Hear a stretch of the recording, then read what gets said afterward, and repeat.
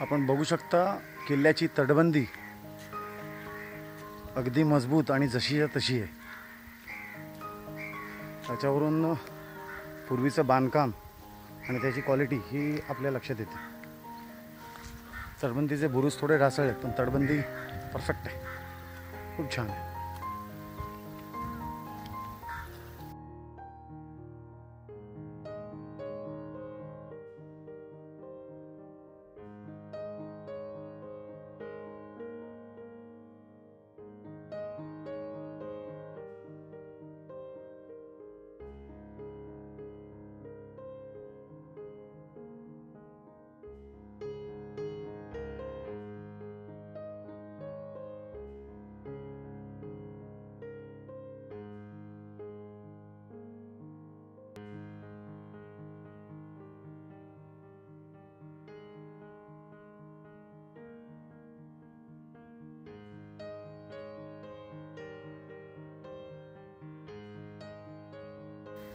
नमस्कार, जय शिवराय।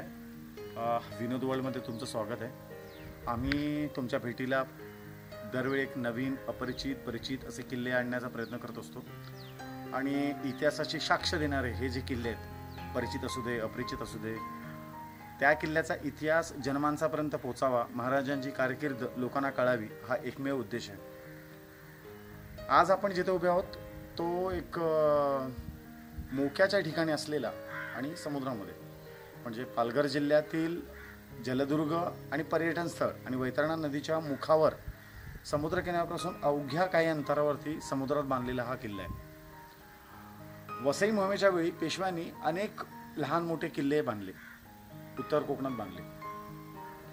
चिमाजी अप्पा, नरवी चिमाजी अप्पा त्यांच्या नेतृत्वाखाली मराठ्यांनी वसई, बेलापूर, जीवधन, विरारजवळील पारसिक, टकमक, गंभीरगड, सेगवा, काळदुर्ग, आसावा, तांदूळवाडी, त्यानंतर मनोर, माहीम, केळवे, पानकोट इत्यादी किल्ले जिंकून घेतले। तसेच अर्नाळा, वज्रगड, ठाणे, भवानीगड इत्यादी किल्ले नव्याने पेशव्यांनी बांधले। ही बांधण्याची गरज ह्यासाठी होती कारण का जो व्यापारी मार्ग होता त्यावरती मराठ्यांचा साम्राज्य असावं, हुकुमशाही असावी, म्हणून नरवी चिमाजी अप्पा आणि पेशव्यांच्या कारकिर्दीमध्ये बांधलेली ही ठाणी आहेत। छत्रपती शिवाजी महाराजांनी पश्चिम महाराष्ट्राच्या किनाऱ्यावरती समुद्रात खांदिरी, कुलाबा, पद्मदुर्ग व स्वर्णदुर्ग आणि सिंधुदुर्ग असे 5 किल्ले बांधले। याचा एकच उद्देश होता की समुद्रामधील आरमार आणि आपलं जे सैन्य होतं ते बळकट करण्यासाठी हे 5 किल्ले बांधलेले। आणि तोपर्यंत समुद्रातल्या होणाऱ्या व्यापारावरती आणि पोर्तुगीजांची दूरदृष्टी महाराजांनी ओळखूनच हे सगळी पावलं घेतलेली। याला अनुसरूनच पेशव्यांनी अर्नाळा येथे अभेद असा किल्ला बांधला। उत्तर कोकणातला हा अभेद किल्ला म्हणून मानला जातो। त्याला एकूण 3 दरवाजे आहेत असून महादरवाजा उत्तरभिमुख आहे, उत्तरभिमुख आहे। कमानीच्या मध्यभागी पहिले बाजीराव पेशवे यांनी दरवाजाचा जीर्णोद्धार केल्याचा उल्लेख असणारा एक शिलालेख आहे। या कमानीवर सुंदर असं नक्षीकाम असून दोन्ही बाजूला सिंह व सोंडेत फुलाच्या माळा घेतलेल्या हत्तीच्या प्रतिमा कोरलेल्या आहेत। 1818 साली इंग्रज अधिकाऱ्यांनी केलेल्या पाहणीनुसार या किल्ल्याचे क्षेत्रफळ 700 चौरस फूट असून तटबंदीची उंची साधारण 25 ते 30 फूट आहे। तटबंदीमध्ये भैरव, भवानी आणि बावा या नावाचे 3 बुरुज आहेत। पेशव्यांनी हा किल्ला पूर्णपणे नव्याने बांधला। किल्ल्यामध्ये त्र्यंबकेश्वर, भवानी देवीचे मंदिर आहे। त्र्यंबकेश्वर मंदिरासमोर बांधीव अष्टकुणी तलाव आहे। या व्यतिरिक्त पाण्याच्या पिण्यासाठी एक विहीर देखील खोदलेली आहे। किल्ल्याच्या तटबंदीमध्ये एकूण 10 बुरुज बांधले आहेत। अर्नाळा बेटाचा इतिहास मध्ययुगीन कालखंडापासून सुरू होतो। या बेटावर गुजरातच्या सुलतानाने 1516 मध्ये एक छोटी गडी बांधली होती। पोर्तुगीजांना हल्ला करून 1530 मध्ये हे बेट काबीज केले व या बेटावरील गडी व इमारती पाडून उद्ध्वस्त केल्या व हे बेट एका पोर्तुगीज अधिकाऱ्याला इनाम म्हणून दिले। अधिकाऱ्याने बेटावर काही बांधकामे केली आणि शिवबंदी ठेवली। पुढे अनेक वर्ष हे बेट पोर्तुगीजांच्या ताब्यात होते। पेशव्यांना हे बेट मराठी साम्राज्यात असावे असे मनापासून वाटत होते। त्याचे मुख्य कारण म्हणजे हे बेट ताब्यात असते तर वैतरणा खाडीवरून चालणाऱ्या व्यापारावरती वर्चस्व मिळवता आले असते आणि यामुळे स्वराज्याच्या महसुलामध्ये फार मोठी वाढ होणार होती। ही दूरदृष्टी ओळखून मराठ्यांना असं वाटलं की हा किल्ला आपल्या ताब्यात असला तर फार बरं होईल, म्हणून त्यांच्या प्रयत्न सुरू होते। अर्नाळा बेटावरती हल्ला करण्याचे काम पारंपरिक गनिमी कावा पद्धतीने करण्याचे ठरल्यावर पेशव्यांचे सरदार शंकराजीपंत फडके, गोविंदजी कासार यांच्यामार्फत अर्नाळा बेटावरती लोकांना कोणताही त्रास होणार नाही याची हमी देत भोळींजी ते गौराजी पाटील आणि याने एका अटीवरती गलबते बनवून देण्याचे मान्य केले. शंकराजी पंतांनी गंगाजी नाईक अणुंजकर आणि बाजीराव बेलोसे, सयाजीराव सुर्वे इतर 400 जणांच्या अर्नाळ्याच्या मोहिमेवर पाठवले. 28 मार्च 1737 रोजी अर्नाळा बेट हे काबीज झाले आणि मराठ्यांचे एक स्वप्न पूर्ण झाले. या मोहिमेत विशेष चकमक झाल्याचे किंवा माणूस दगावल्याचे कोणतेही उल्लेख मराठी किंवा पोर्तुगीज कागदपत्रात मिळत नाहीत. बेटावर पोर्तुगीजांची फारशी शिबंदी नसावी. 13 एप्रिल 1737 रोजी शंकराजी पंत यांनी चिमाजी अप्पा यांना पत्र लिहून अर्नाळा घेतल्याची बातमी दिली. शंकराजी पंतांना बाजीराव बेलोसे व चिंतामणी शिवदेव यांच्यासोबत 300 माणसे अर्नाळ्याला पाठवली आणि मूल किल्ल्याच्या दुरुस्तीला सुरुवात केली. किल्ल्याच्या दुरुस्तीचे काम जेव्हा सुरू झाले तर लागणारा दगड हा विरार आणि वसई इकडच्या खाणीतून इकडे आणला गेला. पण प्रत्यक्ष मात्र याचं काम 1737 मध्ये सुरू करण्यात आलं. पण लगेचच काही दिवसांनी चिमाजी अप्पांनी शंकराजी पंतांना पत्र लिहून कळवले की सध्या अर्नाळ्याचे पक्के बांधकाम करू नये, कारण यास खूप वेळ लागेल, पुष्कळ दिवस लागतील आणि हे काम थांबवावे. तर शंकराजी पंतांनी कळवले की पक्के बांधकाम करणे गरजेचे असून ते सुरू झाले आहे व तटबंधावरील फांजीचे काम चुना नसल्यामुळे थांबले आहे. शंकराजी पंतांच्या मागणीनुसार 14 डिसेंबर 1737 मध्ये अप्पांनी अर्नाळ्याला पाथरडपट म्हणजे दगडफोडे किंवा दगडीचे घडी काम करणारी लोक ही पाठवली. पण किल्ल्याच्या बांधकामाच्या चुन्याची गरज होती. 80 ते 120 टन चुना काढता येईल अशा चुन्याच्या भट्टीची व्यवस्था शंकराजी पंतांनी केली. अर्नाळा किल्ल्याच्या बांधकामासाठी कोळी, गवंडी, लोहार, सुतार इतर माणसे काम करत होती. 20 मार्च 1738 मध्ये रोजी मानाजी आंग्रे याने पोर्तुगालची एक बोट पकडली होती. यामध्ये 28 तोफा होत्या. त्यापैकी 10 तोफा अर्नाळा येथे शत्रूपासून रक्षण करण्याकरिता द्याव्यात अशी मागणी शंकराजी पंतांना केली. चिमाजी अप्पांनी अर्नाळ्यात काम करणाऱ्या लोकांसाठी मोठ्या प्रमाणावर धान्य पाठवण्यासाठी ही सोय केली होती. किल्ल्यातील कोठी व सदर बांधण्यासाठी पुणे व सुरत येथून सुतार मागवले होते. ऑक्टोबर 1737 पासून जानेवारी 1738 पर्यंत किल्ल्याचे 3 बुरुज बांधले होते. या बुरुजाची भैरव, भवानी आणि बावा अशी नावे आहेत. भैरव आणि भवानी बुरुजाची उंची 20 फूट होती. किल्ल्याच्या बाहेरून बाजूस पोर्तुगीजच्या काळातील एक पडका बुरुज होता.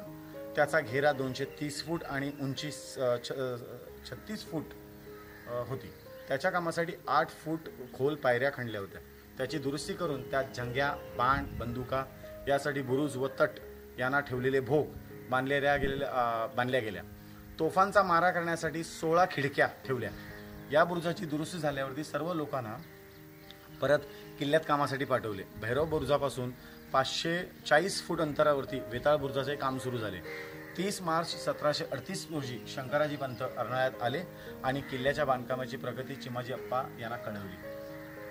अर्नाळ्याचे उरलेले काम पावसाळ्यापूर्वी पूर्ण करण्यासाठी चिमाजी अप्पा यांनी नानासाहेब पेशवे यांना पत्र लिहिले होते. मराठी शौर्यगाथा आणि मराठी साम्राज्याची साक्ष देत आजही अर्नाळ्याचा किल्ला व पडके बुरुज साक्ष देत उभे आहेत. कित्येक वर्ष वातावरणाशी निसर्गाशी झुंज देत आजही त्याचे काही अवशेष आपणास बघावे मिळतात. मराठ्यांच्या कारकिर्दीतला आणि नरवीर चिमाजी अप्पा या पेशवे या शिवकालीन जो इतिहास आहे तो इतिहास खऱ्या अर्थाने अनुभवायचा असेल तर अर्नाळा किल्ला बघणं गरजेचं आहे. कारण का हा संपूर्ण किल्ला मराठ्यांनी आपल्या पद्धतीने बांधून घेतलेला आहे. तर खूप छान आहे. बुरुज आहेत, तटबंदी व्यवस्थित आहे. आवर्जून या, नक्की पहा. कसं आहे, आल्याशिवाय कळणार नाही इतिहास काय आहे तो. इकडचे तटबंदी बुरुज तुम्हाला बोलवत आहे आणि तुमची वाट बघत आहेत. लवकरात लवकर या आणि इतिहास जाणून घेण्याचा प्रयत्न करा. जय शिवराय.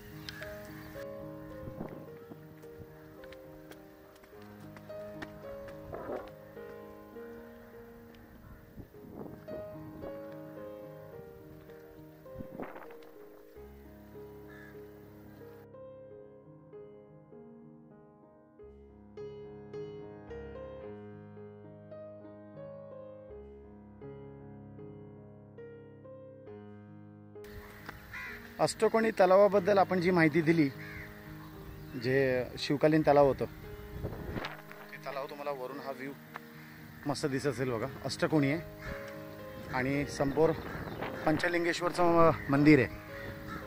ज्या तलावाचा अष्टकोनी तलावाचा उल्लेख आपण केला ते तलाव समोरच आहे तुमच्या. व्ह्यू मस्त सुंदर दिसत असेल कारण आपण बुरुजावरून आहोत.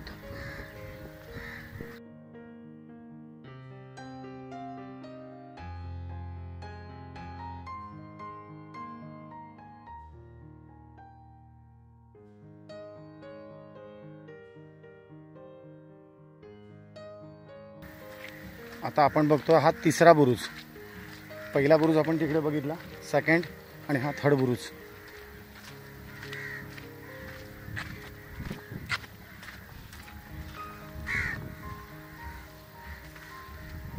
हा थोडा ढासळला आहे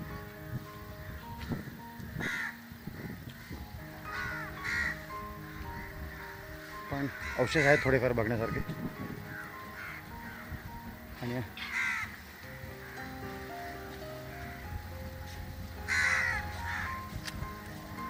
अतिक्रमण आहे तसं शासनाच्या नियमानुसार किल्ल्याच्या आजूबाजूला कमीत कमी 100 मीटरपर्यंत घरं नसली पाहिजेत. पण गाववाल्यांचं आक्रमण तुम्ही बघत असाल. इथे तर बांधकामच सुरू आहे आणि ते पण किल्ल्याला लागून.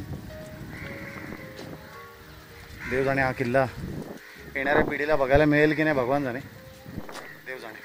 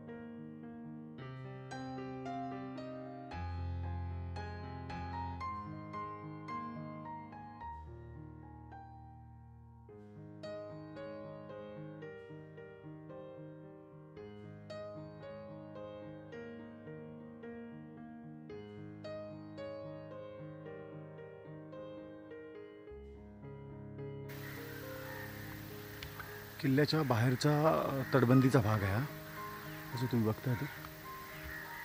आणि इकडे अजून एक प्रवेशद्वार आहे.